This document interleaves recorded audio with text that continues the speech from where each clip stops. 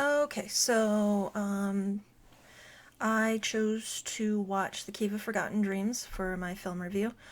Let's get into it then. So, Cave of Forgotten Dreams is a 2010 documentary on Chauvet cave located in the south of France. The film opens with a long floating shot across a cultivated film with dreamy music to accompany it. The narrator has a thick European accent and is the constant voiceover for the film. He's rarely actually seen in the film. The subject of most of the documentary is on the paintings discovered inside the cave. Generally, this documentary presents a very particular viewpoint on the Paleolithic era and on the people who might have created these paintings. As the documentary progresses into the cave, and the archaeologists who accompany the narrator and his film crew begin to give their interpretations of the paintings, it becomes clear that they all have specific opinions on what is being depicted. Dominique Buffer is a main feature of the film. She is presented as the curator of Chauvet Cave. She gives a tour of the cave, and while she does this, she throws out a lot of her own interpretations of the paintings. Specifically, when she points out a painting of what she says could be an insect or bird in flight. As she gets to many of the more detailed paintings, she starts to interpret what the animals could be doing.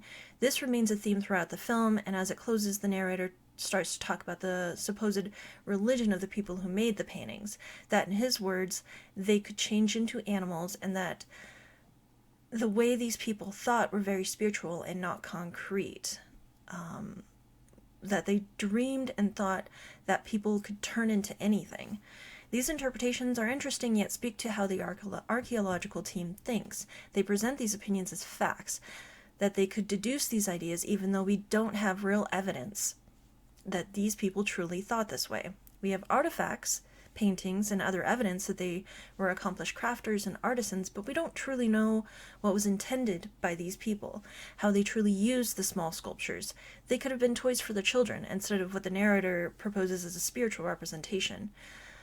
The cinematography reinforces the overall theme of the film. The long camera pans of the paintings and inside the cave slows the narrative of the film and adds unnecessary time to an already long film. The music is also dreamy and largely consisting of stringed instruments. This lends to a sense of awe and reverence. There are a couple of parts in the film that stop to emphasize the silence of the cave, and then a heartbeat is heard. It's an eerie reminder that the narrator is putting forth the idea that this cave was a spiritual place.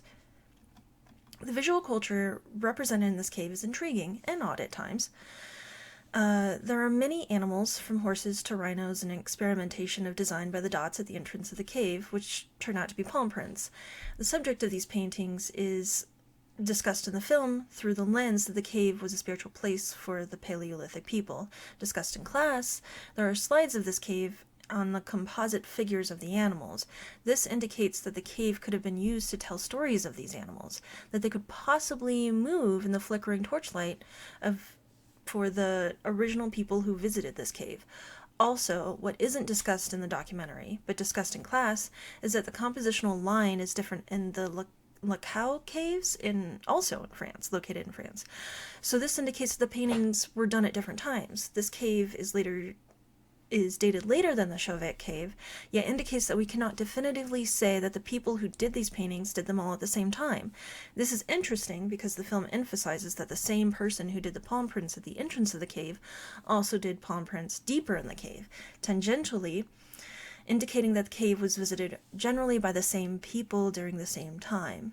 So, in conclusion, the film does an adequate job of presenting the cave and its contents, yet produces a narrative of the Paleolithic people that de-evolves into opinions and specific determinations made by the archaeological team.